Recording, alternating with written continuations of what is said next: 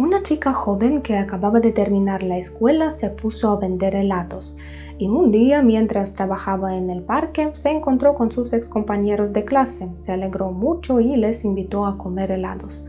Ella pensó que más tarde pagaría la diferencia con su propio dinero, pero cuando llegó a entregar la mercancía por la tarde y aún no había pagado por los helados, le sellaron el carrito, le levantaron un acta y le abrieron un expediente por malversación.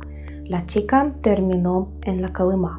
Esta historia es solo una pequeña gota en el océano de las represiones de Stalin que empezaron en la Unión Soviética en los años 30 del siglo XX. Según los archivos desclasificados y investigaciones, cerca de 20 millones de personas pasaron por el sistema de represiones, cárceles, exilios, campos de trabajo forzado y detenciones. Entre ellos se incluyen los pueblos deportados, los gulags exiliados durante la colectivización, los prisioneros políticos y otras categorías de ciudadanos. En los comentarios bajo los vídeos me han pedido varias veces hablar sobre el estalinismo, pero es un tema increíblemente amplio y si habláramos de él en términos generales, como un periodo de tiempo en la historia de la URSS, sería solo un capítulo de un libro escolar que no permitiría entender el problema a nivel emocional. Por ejemplo, si en las películas como Titanic no hubiera personajes principales con los que nos identifiquemos, entenderíamos el problema solo con la cabeza, pero no todos lloraríamos al final. Cabe señalar que aquellos rusos cuya familia no sufrió las represiones de manera directa, por ejemplo, no fue el abuelo quien fue reprimido, sino el hermano de abuelo, a quien nunca has visto en tu vida, pues ellos también lo ven como algo que no formó parte de su vida y por lo tanto que nunca ocurrió. Sí, a alguien lo reprimieron, pero seguramente a alguien no muy bueno. Por eso he decidido abordar este tema desde varios enfoques y hoy hablarles sobre Colima, una lejana y fría región de Rusia y su principal prisión, el Gulag, un lugar al que se enviaron durante décadas millones de personas represaliadas, donde con su trabajo forzado se extraían minerales y construían la fama de Stalin y su floreciente industria, ciencia, cohetes y otros logros. Y sobre todo me gustaría seguir la historia del Gulag a través de la historia de una persona en particular, una persona con la que ya nos hemos encontrado en el episodio dedicado al primer cosmonauta, esa misma persona que envió a este cosmonauta al espacio, Sergei Korolev. Así que bienvenidos al duro e implacable invierno, a Colima.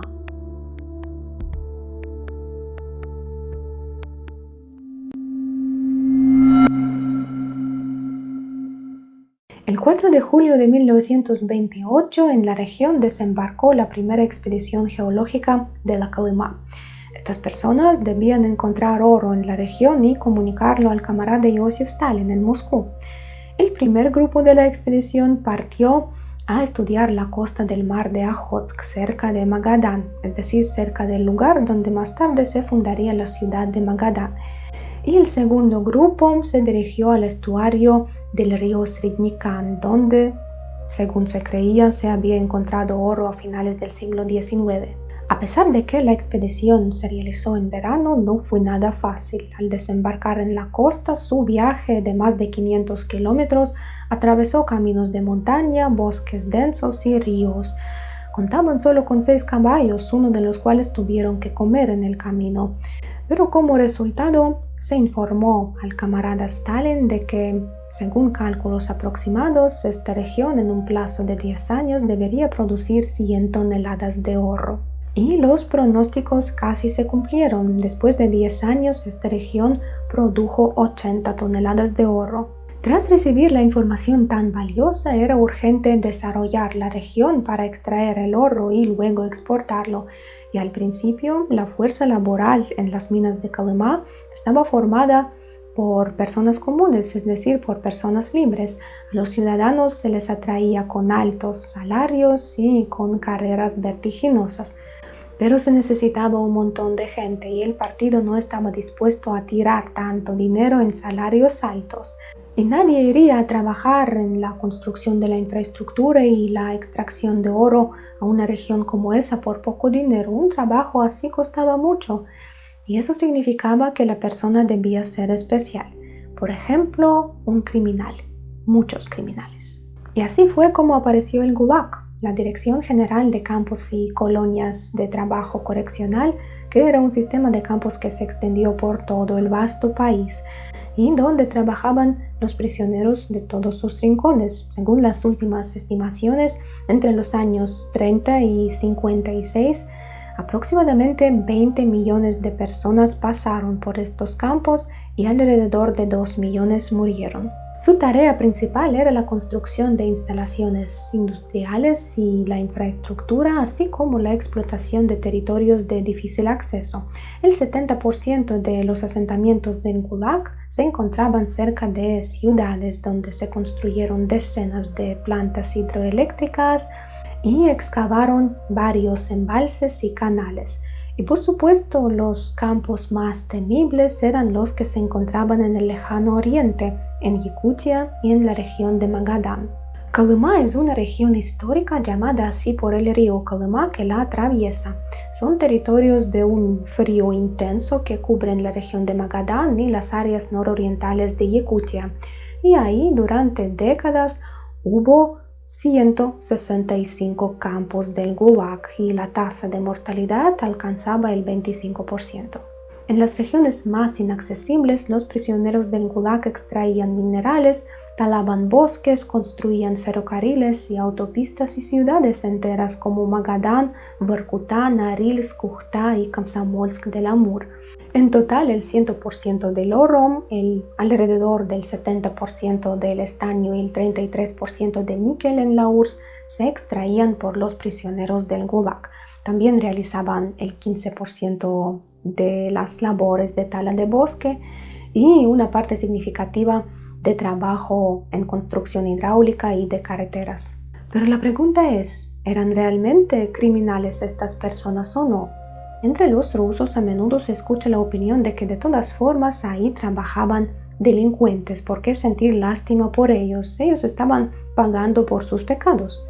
Y es cierto que en Gulag había muchos criminales, pero ¿qué tipo de delitos habían cometido? La mayoría eran ladrones y hay que entender que después de la Primera Guerra Mundial, la Revolución, la Guerra Civil, hubo severas cosechas fallidas y más que eso, el Estado comenzó a confiscar tu tierra y forzar a todos los campesinos a unirse a los kolhozes.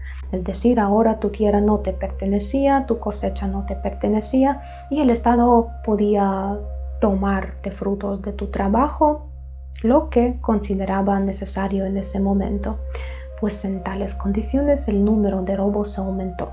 Muchas personas no robaban a nadie, simplemente escondían parte de su cosecha, por lo que se introdujo un artículo penal por apropiación indebida de bienes sociales.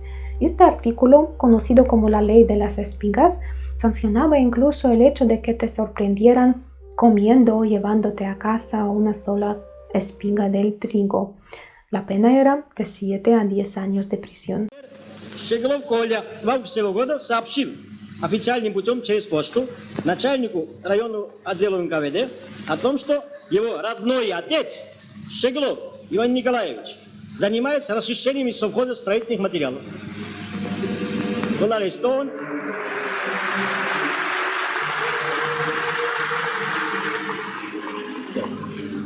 Пионер Коля Щеглов, который знает, что такое советский власть для него, для всего народа. Увидав, что родной отец, он ему теперь не родной. Он сказал НКВД, чтобы отца уничтожить как врага народа. Вот какие люди у нас, товарищи, есть. Вот какие пионеры у нас есть. Вот где наша сила и мощь в народе. Para comparar, si robabas en una vivienda, la condena era de 3 a 5 años. Y todas estas personas eran llevadas al Gulag, es decir, el castigo no era proporcional al delito cometido. Otra parte de los presos enviados a Kolymá fueron acusados según artículos políticos y constituían aproximadamente el cuarto de todos los presos del Gulag. Y estos eran enemigos del pueblo de todos los rangos y categorías. Un Un pequeño ejemplo de tal enemigo del pueblo fue uno de los actores soviéticos más populares posteriormente, Georgy Zhonov, quien en 1938, a la edad de 23 años, debía participar en el rodaje de una película y durante su viaje en tren hacia el lugar de rodaje, él conoció al agregado militar de la embajada estadounidense en Moscú, Philip Feymanville. La conversación entre Zhonov y el estadounidense fue notada por otros empleados del cine soviético que estaban viajando en el mismo tren, y poco después de llegar al lugar de rodaje, Zhonov fue arrestado y condenado a 5 años de prisión y trabajo forzado en el Gulag, bajo sospecha de espionaje. Fue completamente rehabilitado solo en 1955, 2 años después de la muerte de Stalin, y solo entonces pudo retomar su carrera como actor, tuvo una destacada trayectoria artística y vivió una vida muy larga. Hay que decir que durante la Segunda Guerra Mundial, este mismo estadounidense, Philip Feymanville, fue el encargado de supervisar la ayuda estadounidense a la URSS a través del programa Lend-Lease, pero al parecer hablar con él estaba prohibido. La temperatura invernal en Colima se considera una de las más bajas del mundo y puede llegar a descender hasta menos 50 grados Celsius, dependiendo de la ubicación. El invierno dura de octubre a abril y en julio el aire puede calentarse hasta 20, incluso 30 grados Celsius cuando los mosquitos comienzan a atacar a las personas. Hoy en día, en invierno, los turistas de Colima deben llevar 2 capas de ropa interior térmica, calcetines térmicos, pantalones impermeables, botas especiales, abrigo de plumas, un gorro, bufanda, mitones, una capucha. Este conjunto incluso podría servir para aterrizar en la Antártida. Pero ¿qué tipo de ropa y condiciones de vida tenían los prisioneros del Gulag hace 80 años? El principal elemento de ropa para el invierno era el vatnik, abrigo acolchado, que se entregaba a la mayoría de los prisioneros y su calidad dejaba mucho que desear. El vatnik estaba mal aislado y se desgastaba rápidamente. Los zapatos eran de cuero barato o eran botas de kirsa que no protegían nada del frío. Más que eso, a menudo faltaba ropa y por eso a los prisioneros se les entregaba solo un conjunto para todo el año que debían reparar ellos mismos. Los baracones en los que vivían los prisioneros por supuesto no tenían calefacción. En un rincón del baracón había una estufa de hierro y su calor alcanzaba solo a aquellos que estaban cerca. Así que a menudo en los baracones colocaban un barril de metal en el que se quemaban las ramas secas y así calentaban el ambiente. Posteriormente, los exprisioneros contaban que a menudo, debido al frío, su cabello se había pegado al suelo durante el sueño. En general, en los campos se valoraba mucho más la tecnología y las cosas que la vida humana, y si se quejaban de sus condiciones, les respondían: están cumpliendo su condena. Si ustedes mueren, traerán a otros. La historia documental de las represiones muestra que los arrestos y fusilamientos se realizaban según cuotas. A cada región se les asignaban planes que debían cumplirse y a menudo solicitaban aumentar el número de detenciones y sentencias de muerte. Y ya hemos entendido por qué se necesitaban los prisioneros en los campos. Eran mano de obra gratuita. Pero ¿por qué era necesario cumplir con las cuotas de fusilamiento? El terror era una herramienta de control. La amenaza de muerte obligaba a personas a ser leales al régimen y evitar cualquier manifestación de disidencia. Y los fusilamientos regulares entre la élite del partido, el ejército y la administración garantizaban la ausencia de una fuerte oposición dentro del aparato de poder. En el Gulag estuvieron recluidos ciudadanos soviéticos tan célebres como el escritor Alexander Solzhenitsyn, autor de la novela Archipiélago Gulag, el poeta Osip Mandelstam, el inventor Lev Termen, el filólogo e historiador Dmitry Likhachov, y sin embargo quizás uno de los prisioneros más importantes para el desarrollo de la URSS fue un hombre llamado Sergei Korolev. Я Заря-1. Как слышите меня? Буду вам транслировать команды. Прием. En el episodio sobre el primer cosmonauta hablamos de Yuri Gagarin, y su inolvidable vuelo al espacio realizado el 12 de abril de 1961.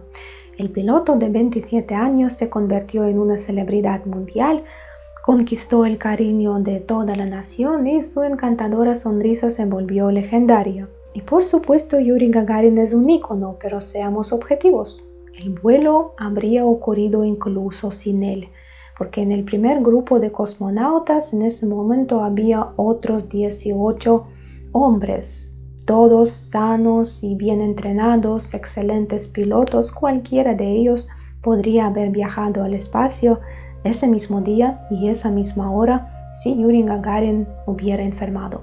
Y sin embargo, esta historia tiene un protagonista menos conocido, cuyo nombre sigue siendo ignorado por algunos incluso hoy, y en aquel entonces su identidad permaneció en secreto durante mucho tiempo. Este fue el ingeniero principal del cohete Vostok 1, Sergei Pavlovich Korolev. Sin él, el programa espacial de la URSS podría no haber existido, y unos 20 años antes del histórico vuelo espacial, este hombre clave fue enviado al Gulag, a Colima.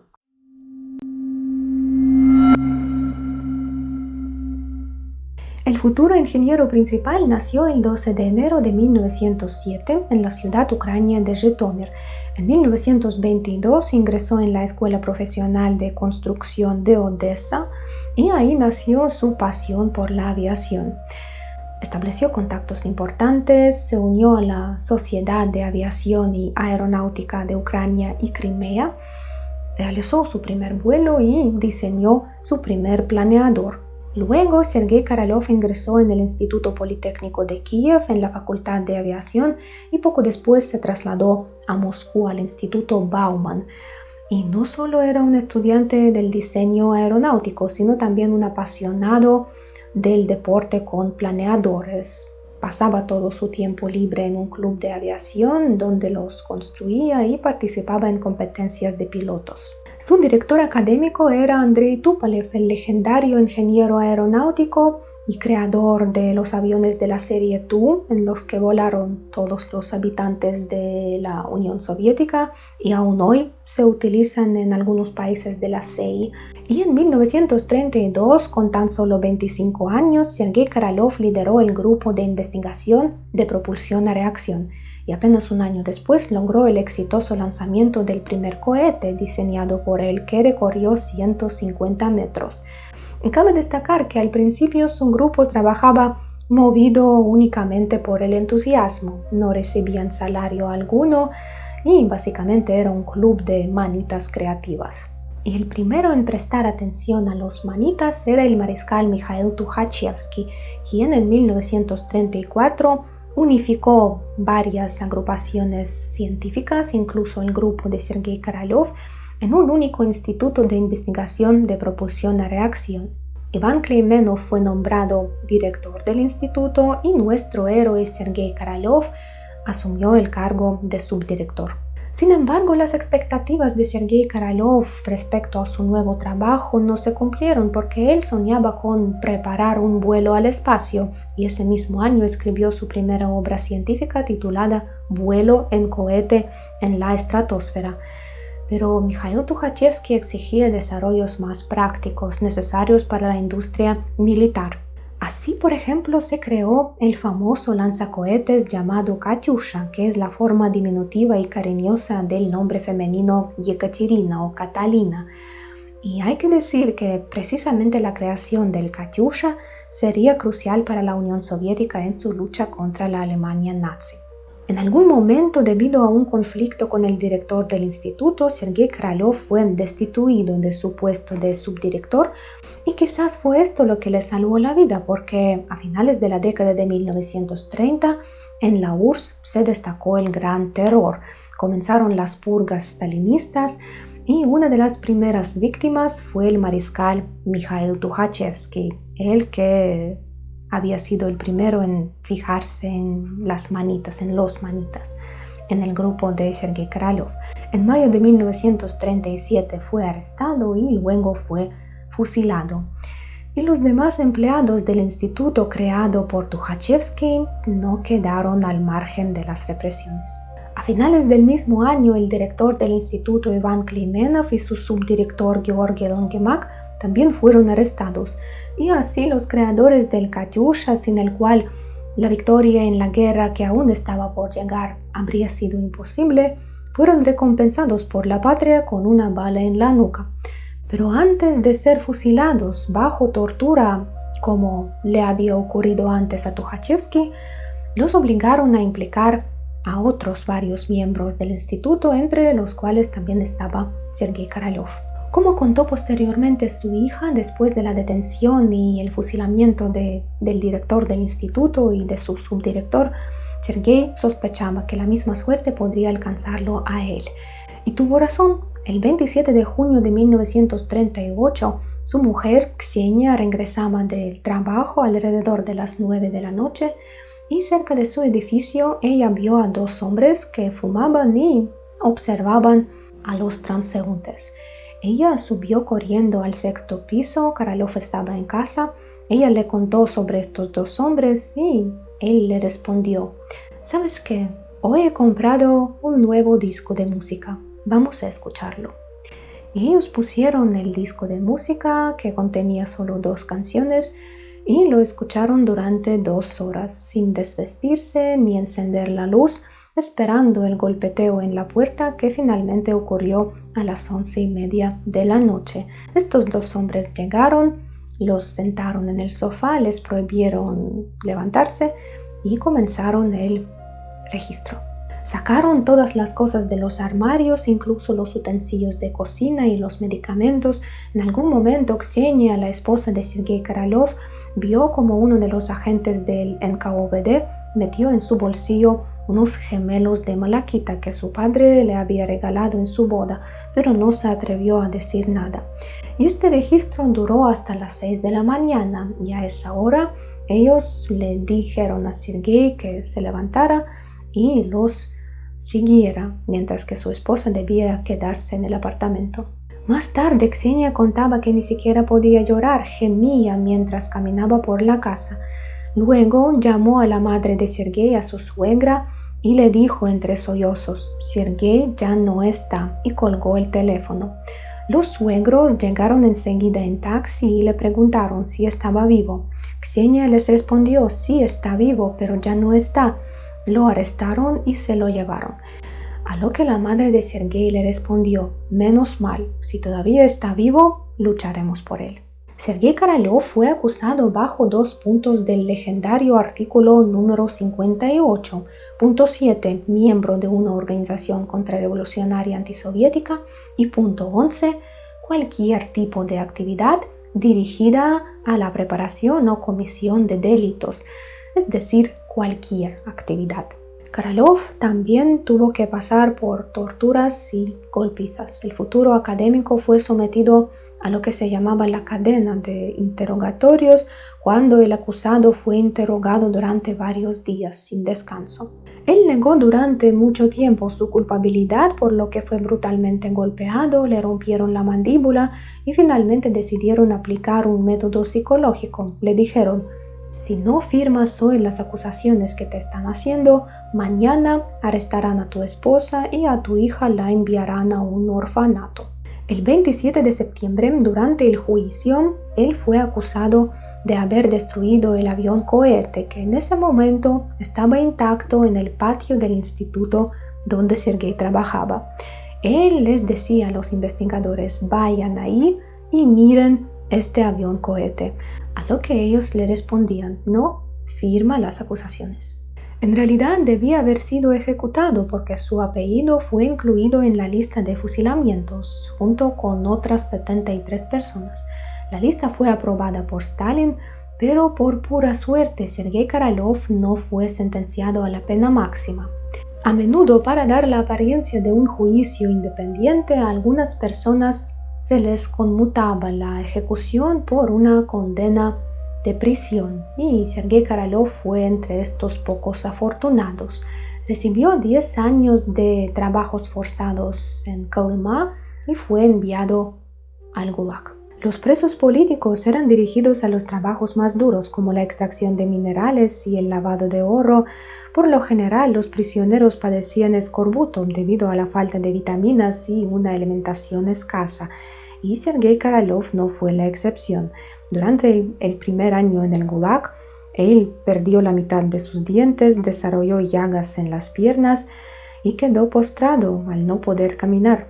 Por suerte, en este campo en ese momento apareció Mikhail Usachov, director de una fábrica de aviones, quien también había sido arrestado y enviado a Kolymá. A pesar de ser director, Mikhail Usachov era boxeador profesional y era un hombre audaz y muy fuerte.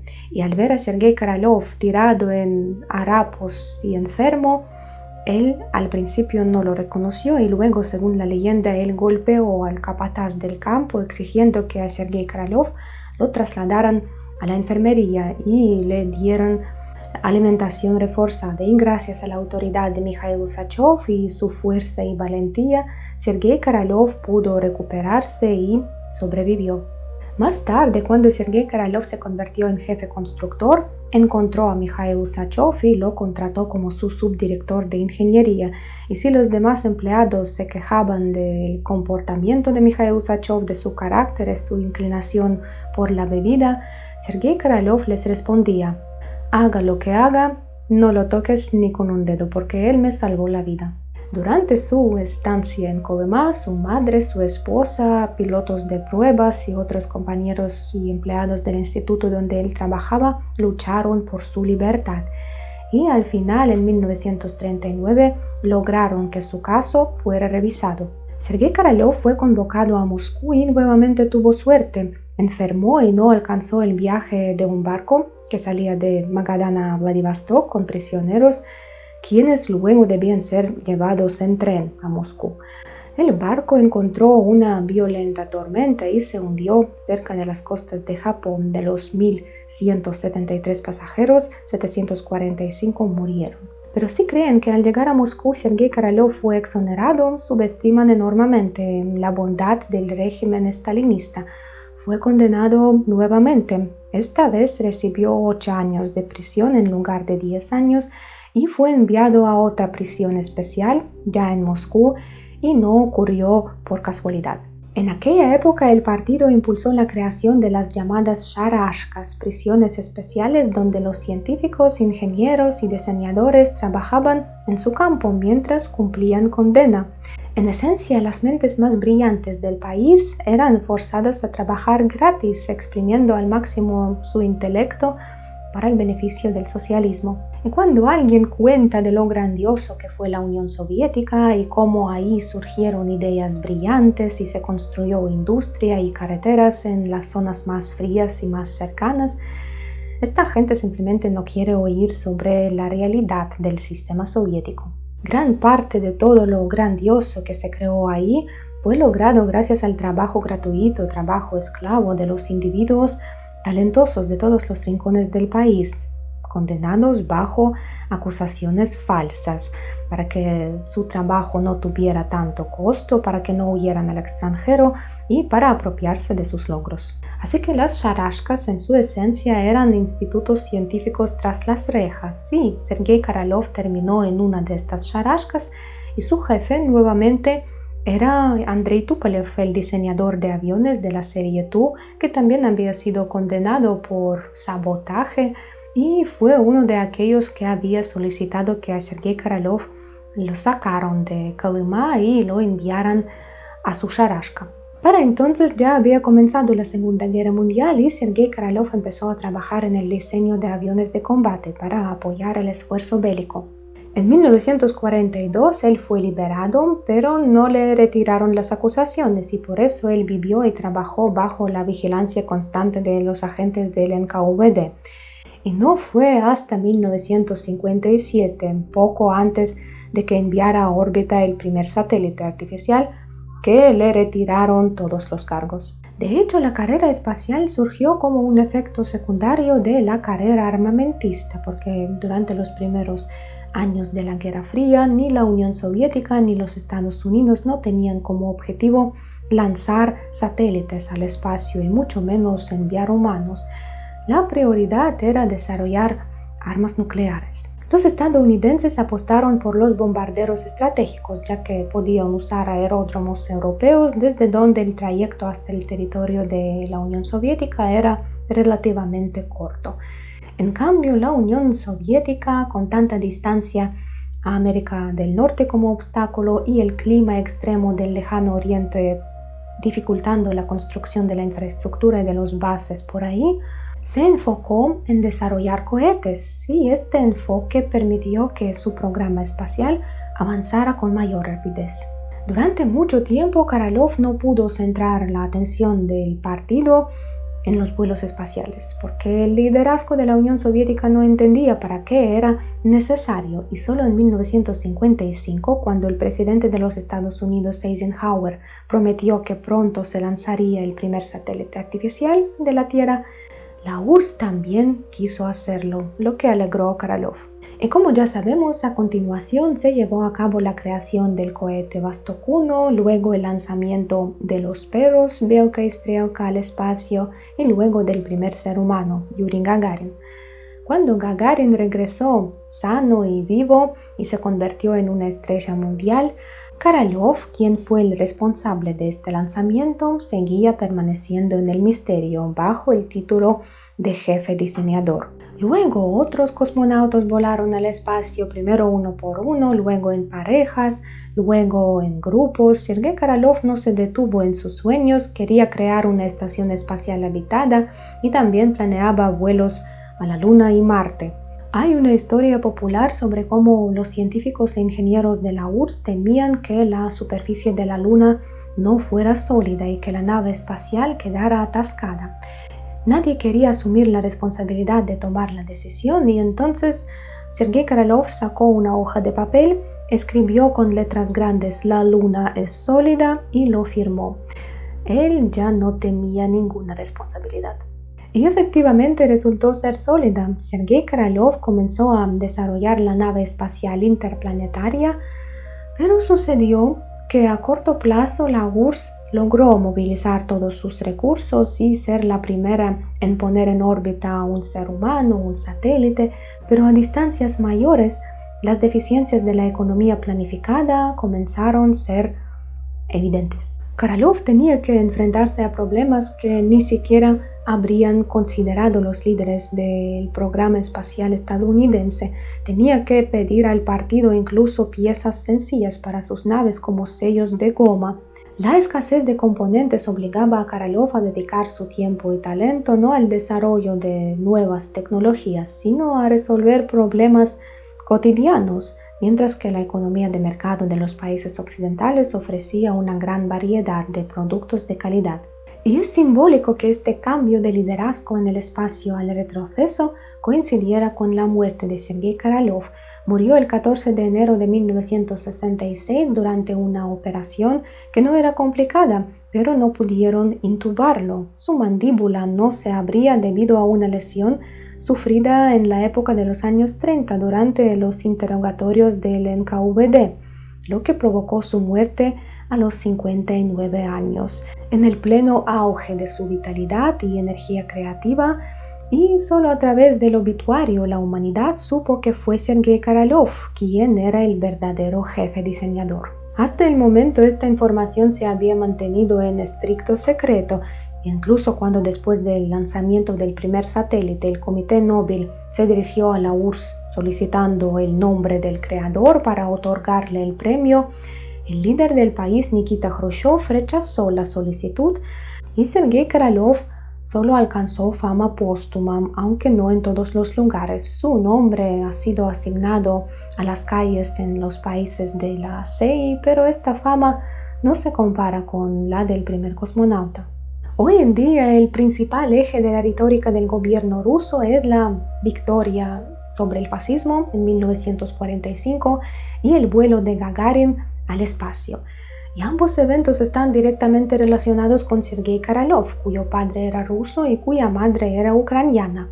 Sin embargo, no se habla mucho de él. Su patria le causó demasiado daño y su biografía es mucho más compleja en comparación de la del sonriente y afortunado Gagarin, originario de un humilde pueblo ruso.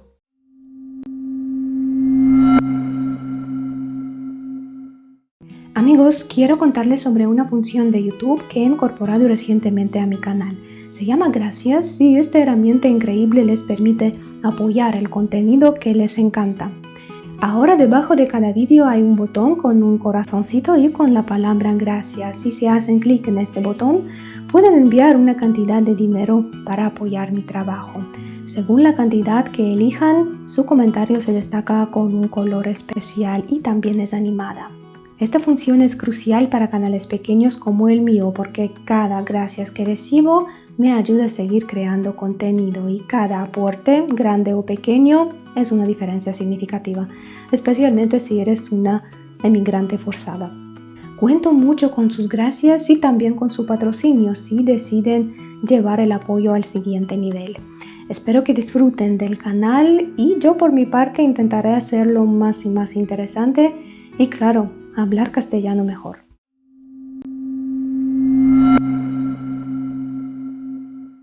En Colima había varios lugares donde la gente fue llevada específicamente para ser ejecutada y uno de estos lugares se llamaba Sierpantinka.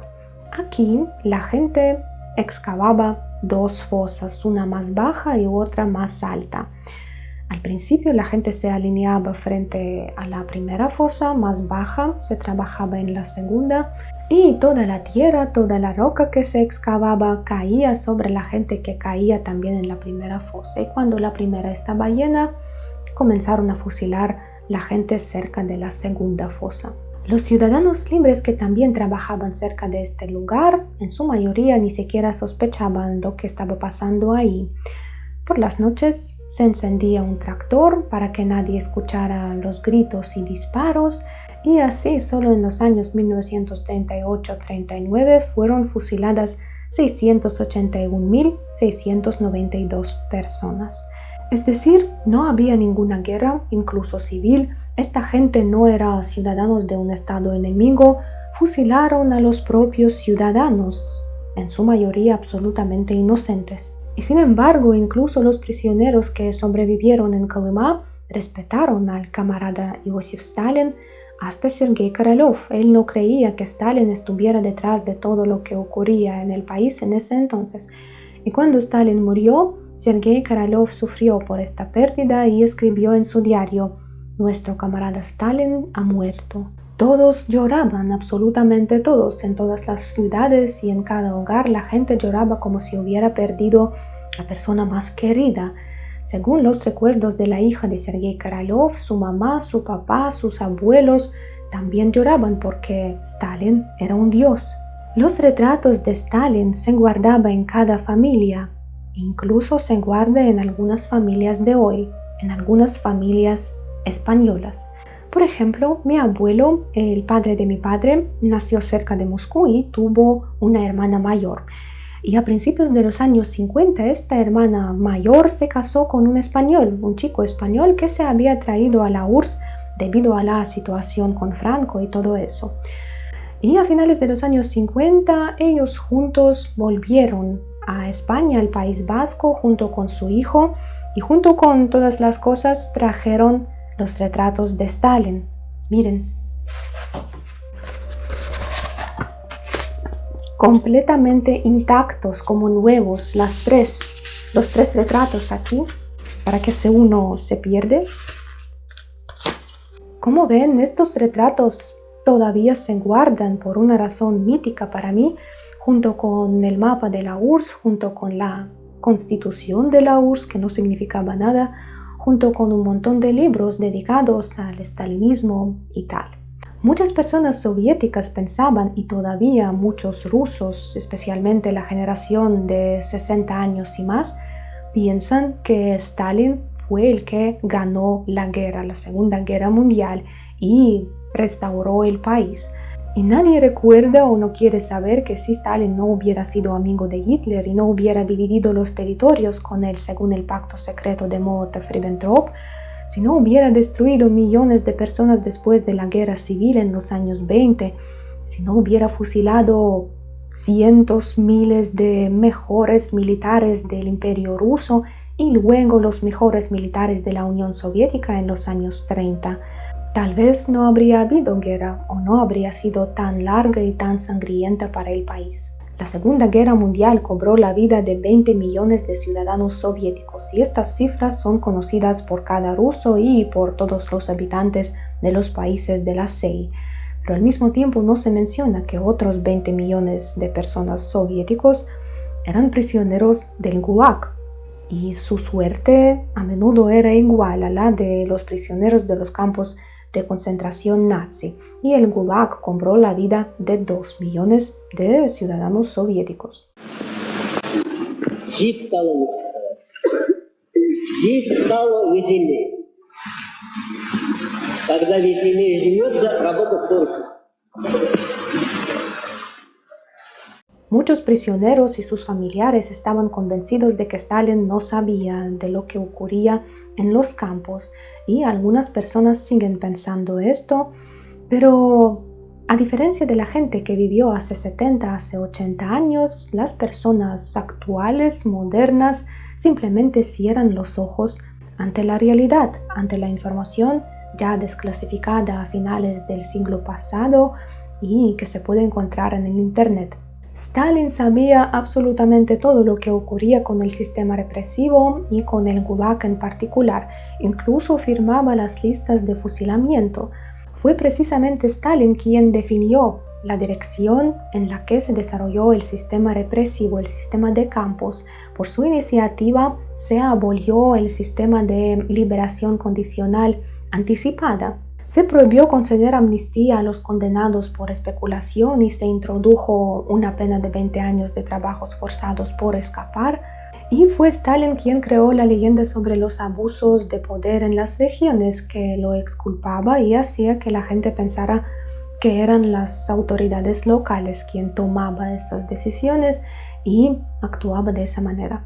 Y es importante señalar que cualquier persona de cualquier nación y en cualquier lugar puede convertirse en un asesino sin principios, un masoquista, si se le entrena adecuadamente. Y esto ocurrió en la URSS. Por ejemplo, en algunas regiones los ejecutores organizaban competencias sobre quién podía acertar mejor en los órganos sexuales de los hombres antes de fusilarlos. Violaban a mujeres, robaban pertenencias de los condenados y a menudo sus propios compañeros de arma luego los acusaban de algo y también los llevaban al Gulag. Es decir, incluso los empleados del NKVD a menudo terminaban siendo fusilados. Hoy eres jefe de una colonia y mañana podrías convertirte fácilmente en su prisionero. Cuando la Segunda Guerra Mundial llegó a la URSS y el sistema se enfrentó a la necesidad de evacuar a los campos del Gulag de las zonas donde se libraban combates, se decidió liberar a ciertos prisioneros como a mujeres embarazadas, mujeres con pequeños niños, condenados por delitos menores, menores de edad y personas discapacitadas crónicas, así como llamar a ciertos prisioneros al ejército. Como resultado, el número de los prisioneros de los campos situados en la parte occidental del país disminuyó. Más de 1 millón de personas fueron liberadas.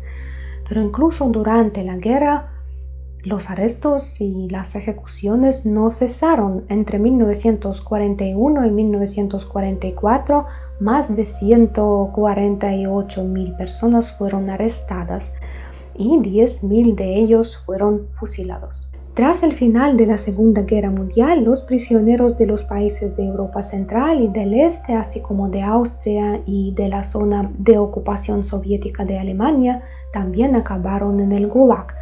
Después de que estos territorios fueron liberados de las tropas alemanas, sus campos de concentración también se utilizaron para albergar a los prisioneros de guerra y otros condenados.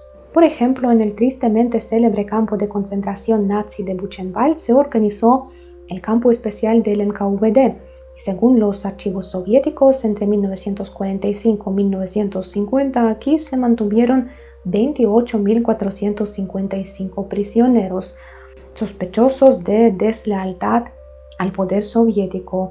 7.133 personas fueron fusilados. Tras la muerte de Stalin en marzo de 1953, las represiones comenzaron a disminuir y en febrero de 1956 el nuevo líder del país, Nikita Khrushchev, pronunció el famoso discreto secreto denunciando las purgas de Stalin, lo que dio inicio al proceso de desestalinización y del llamado deshielo de Khrushchev. Fueron liberados los prisioneros políticos y comenzó la rehabilitación de las víctimas de las represiones stalinistas. Sin embargo, el Gulag no desapareció, estos campos continuaron existiendo por todo el país, aunque el número de los prisioneros se redujo en un 75% y por primera vez en 20 años había menos de 1 millón de personas en los campos. El Gulag comenzó a recibir nuevos nombres, transformándose cada vez más en colonias para criminales verdaderos, hasta que durante la reforma administrativa de los años 2004-2005 se convirtió en el FSIN, Servicio Federal de Ejecución Penal. Y con este nombre, la red de prisiones sigue operando en Rusia hasta la fecha.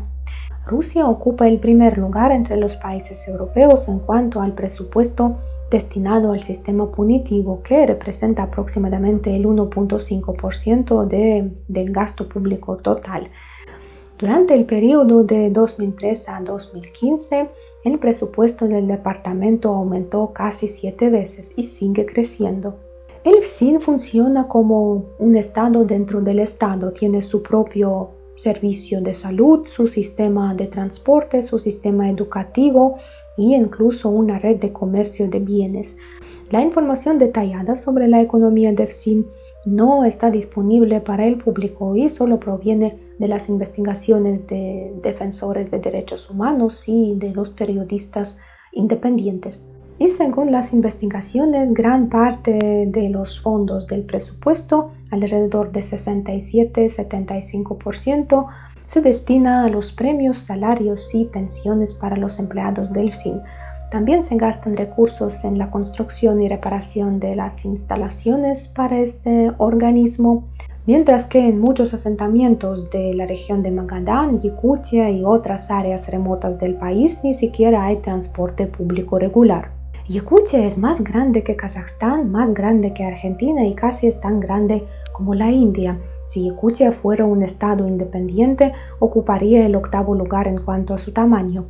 Y sin embargo, hasta ahora esta región está completamente subdesarrollada en comparación con el potencial que tiene debido a sus recursos. Después de que el Gulag dejó de explotar el trabajo esclavo, trabajar en esta área y renovar la infraestructura es una tarea muy costosa. Por ejemplo, Yakutsk es la ciudad más grande de la región con 300.000 habitantes. Y aún así, ahora esta ciudad está aislada de otras rutas y carreteras rusas. La carretera federal más cerca a Yakutsk es la carretera M56. Pero el problema principal es que todavía no hay un puente que cruza el río Lena que separa a Yakutsk de esta carretera. En invierno, cuando el río se congela, se organiza un cruce sobre hielo para coches. En verano se utiliza un ferry, pero cuando el hielo ya no es suficientemente fuerte y la navegación todavía no está abierta, la ciudad vive completamente aislada del resto del país. Y esto se debe en parte a que toda la atención, todo el dinero y energía del gobierno ruso están destinados a las tierras, los puentes y las ciudades de Ucrania, donde hace más calor, hay suelos fértiles y también existen los resorts como en Crimea. Así que a alguien le pareció que sería más ventajoso y más fácil usar esas tierras. Y en todo el lejano oriente, pueblos y ciudades pequeñas poco a poco están desapareciendo, cientos de edificios están en ruinas y muchas veces debido a la infraestructura antigua, los servicios de electricidad y calefacción se cortan y las tuberías de agua se congelan. Las calderas construidas por prisioneros a mediados del siglo pasado están fallando una tras otra, lo que obliga a la gente a abandonar sus casas y marcharse, porque el gobierno no está interesado en reparar estas instalaciones o renovarlas de alguna manera. Es posible que muchos habitantes locales no quisieran abandonar la región, pero en esta lucha con el gobierno, con su poco interés por la zona, la gente a menudo pierde y se muda a otras ciudades. ¿Pero por qué alguien quisiera vivir en esta región? Pues tal vez porque la extracción de oro no se detiene, incluso crece, aportando a Rusia alrededor de 50 toneladas de este metal precioso. Solo las empresas legales pueden extraer oro ahí, mientras que a las personalidades que se dediquen a esta actividad les puede esperar una condena a prisión. Y sin embargo, esto no detiene a las personas y la extracción de oro ilegal representa aproximadamente 10 toneladas al año. No obstante, ni siquiera por el oro viene mucha gente, a pesar de que, según los locales, el oro está prácticamente en todas partes de la región de Magadán. Hay que saber cómo y dónde buscarlo, y estos secretos, por supuesto, los locales no suelen compartirlos. Además, la gente no quiere ir a Kolymá porque Kolymá es la cuna del miedo ruso y Stalin es su padre. Este miedo inconscientemente sigue vivo en muchos rusos, especialmente en las personas mayores.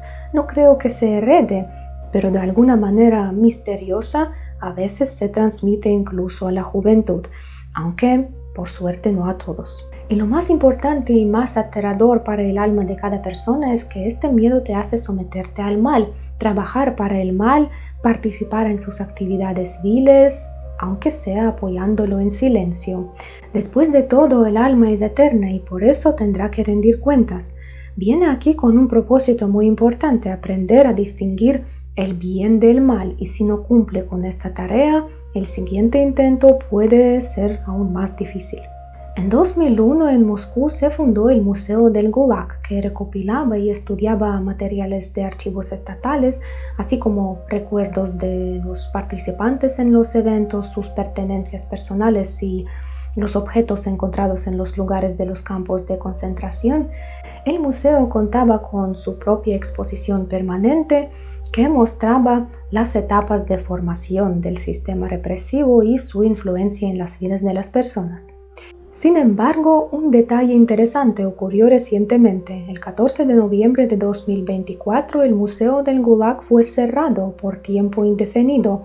Ya no se permite la entrada de personas y no se habla de la historia de este lugar.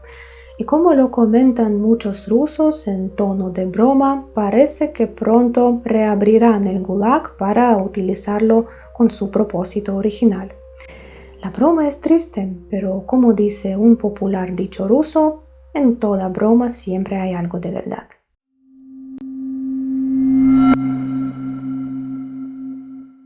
Muchas gracias por haber visto este episodio histórico. Si les gustó el video, les recuerdo que el mejor apoyo que ustedes pueden dar es darle like a este video y compartirlo con sus amigos en sus redes sociales.